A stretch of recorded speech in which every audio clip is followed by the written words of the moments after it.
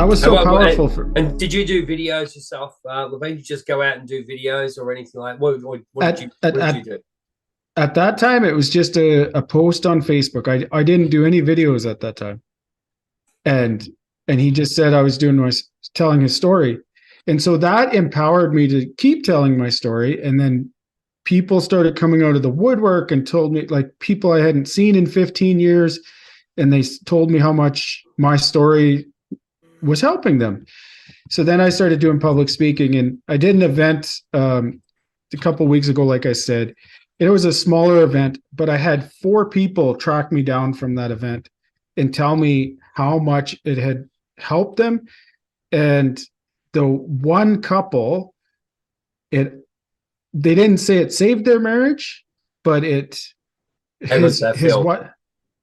wife was a therapist, but she realized, listening to my story, all the stuff that she was missing in her husband, because she had only ever known him a certain way. And she's like, oh my God. And now she looks at him a totally different way.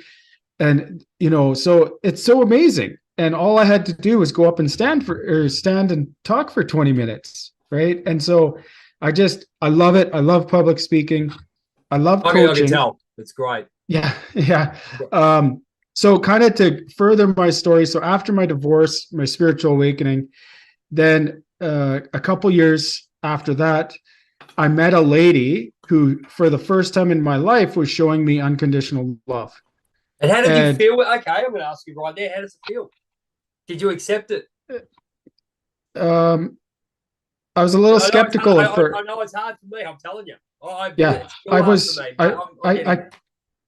I kept waiting for the other shoe to drop.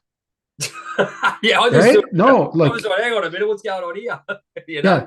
So, but I felt safe for the first time in my life and felt loved. And then, about divine timing, a few months after we started dating, things kind of came to a head at work, and my psychologist told me that I needed to find a happier job. And just quickly, we've got 10 minutes to go, but we're going to go to part 3. All right, I'm holding out for part 3. We're going to keep going. We're not going to stop. All right. So she told me I needed to find a happier job. So I had a lot of anxiety, but I also had support at home for the first time in my life. So how did that feel? I'm going to keep telling you. How did it feel? What was your mindset now that you've done all this work? You're fighting Skeletor in your head. I go He-Man Skeletor, right? So you're fighting Skeletor in this head with this young thing, and you got this. Now He-Man's coming and he's taking him out. How are you feeling? Are you battling? Are you still battling, or you're winning winning the battle? There was a lot of uncertainty about my future. So I was anxious, but I was safe and anxious. If that, and it doesn't even make sense. Well, you got that. Right? It does. Well, we're going to be nervous if we still have the emotion. You're not going to say, "Oh, everything's going to be all right," because you can't do that.